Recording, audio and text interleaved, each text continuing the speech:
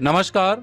CBSE ने skill education की ओर ध्यान देते हुए रिवाइज सिलेबस तो नहीं किया, लेकिन रेशनलाइज सिलेबस, रेशनलाइज्ड करिकुलम जरूर लॉन्च किया है। सो आईटी 402 और भी कुछ सब्जेक्ट्स हैं जिनके लिए सीबीएसई ने अपना करिकुलम जो रिवाइज्ड किया है, रीफ्रेम किया है, उसमें कुछ अपडेशन किए हुए हैं। ऐसे बहुत सारे अपडेशन उन्होंने स्किल एजुकेशन के कई कोर्सेज में किए हैं। उन्हीं में से एक कॉमन कोर्स जो सबसे ज्यादा पॉपुलर है क्लास 10th के लिए, आईटी 402। इसमें क्या क्या चेंजेस किए हैं, क्या क्या किन किन चीजों को हाईलाइट किया है, एक बार देखते हैं। तो सामने जो स्क्रीन पर आपको पीडीएफ नजर आ रही है, ये इंफॉर्मेशन टेक्नोलॉजी कोड 402 रेशनलाइज्ड करिकुलम है 2021 सेशन के लिए। कॉन्सेप्ट सारा वही है।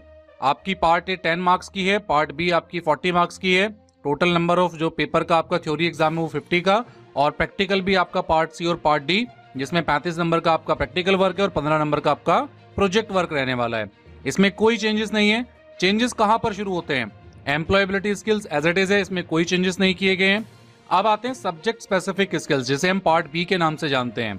सो पार्ट बी में यहां पर सीबीएसई ने अपने इस रेशनलाइज्ड करिकुलम में कुछ लाइनों को हाईलाइट किया है। जैसा आप देख रहे हैं यहाँ पर लिखा है styles and formatting, Windows, fill format. So और यहाँ पर नीचे एक मार्क्स भी लगा दिया है, to be assessed in practicals only, no question shall be asked from this portion in theory exams।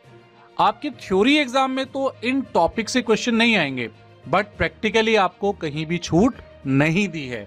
तो सीबीएसई ने, हम ये कह सकते हैं कि सिलेबस में कुछ पॉइंट्स चेंज किए भी हैं और कुछ नहीं भी किए हैं।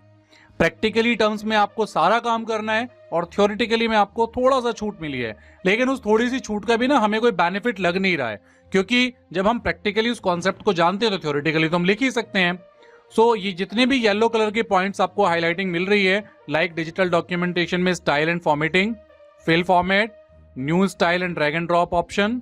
इसी तरीके से इसका जो सेशन 3 है, इसमें creating a template, updating a document, उसके बाद एडिटिंग इंडिविजुअल डॉक्यूमेंट। ये बहुत सिंपल से स्टेप्स हैं। सो ये थ्योरेटिकल क्वेश्चन इन टॉपिक से असाइन नहीं होंगे, केवल प्रैक्टिकली आपका सारा कुछ असाइंड होगा।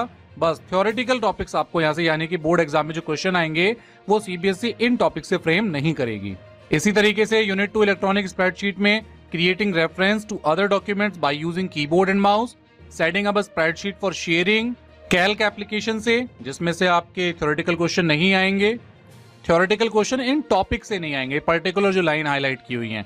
इसी तरीके से डेटाबेस में आपका steps to create a table using table wizard, उसके बाद में query creation using wizard, creation of query using design view, creating form using wizards, steps to create form using form wizard, creating report using wizard, steps to create report using Wizards.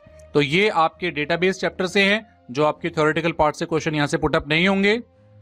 उसके बाद web application पर आते हैं। तो web application में launching Google talk, signing in into your Google talk account, उसके बाद it's creation with the help of some blog providers, यानी कि आपके ब्लॉग और ब्लॉग के प्रोवाइडर्स की किस तरीके से हेल्प मेन्यू पे आप काम करते हैं। यहां से भी आपके थ्योरेटिकल क्वेश्चन नहीं होंगे, लेकिन प्रैक्टिकली क्वेश्चन पूछे जाएंगे। ऑफलाइन ब्लॉग एडिटर्स, तो बाकी सब कॉमन है, सिंपल है।